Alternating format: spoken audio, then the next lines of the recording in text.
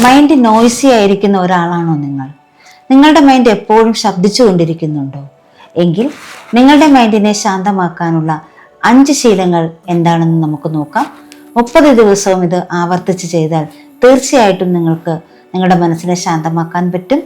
ചെറിയ ശീലങ്ങൾ വലിയ മാറ്റത്തിലേക്ക് നമ്മളെ കൊണ്ടുപോകും.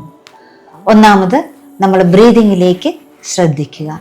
ഒരു ദിവസം പല തവണ എന്ത് ചെയ്യുക? ആഴത്തിൽ ശ്വാസം എടുത്തു വിട്ടുകൊണ്ട് ശ്വാസത്തിലേക്ക് ശ്രദ്ധ കേന്ദ്രീകരിക്കുക.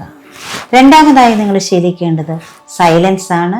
അത് നിങ്ങൾക്ക് 1 മിനിറ്റ് മുതൽ പ്രാക്ടീസ് ചെയ്ത് ഹാഫ് ആൻ അവർ വരെ ആ ഒരു സൈലൻസ് പ്രാക്ടീസിലേക്ക് കൊണ്ടുവരാം. അത് തീർച്ചയായിട്ടും നിങ്ങളുടെ മൈൻഡിനെ കാംനെസ്സിലേക്ക് കൊണ്ടുപോകും. മൂന്നാമതായിട്ട്, നെഗറ്റീവ് കണ്ടന്റ് കുറയ്ക്കുക. സോഷ്യൽ മീഡിയ വഴിയും ആളുകൾ വഴിയും നേരിട്ടുള്ളതുമായിട്ടുള്ള എല്ലാ നെഗറ്റീവ് കണ്ടന്റും കുറയ്ക്കുക. നാലാമതായിട്ട്, വളരെ സ്ലോ ആയിട്ട് സംസാരിക്കാൻ ശ്രമിക്കുക.